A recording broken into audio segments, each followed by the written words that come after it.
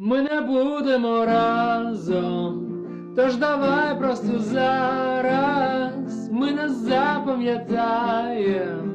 такими, як ми є, і ти хочеш забрати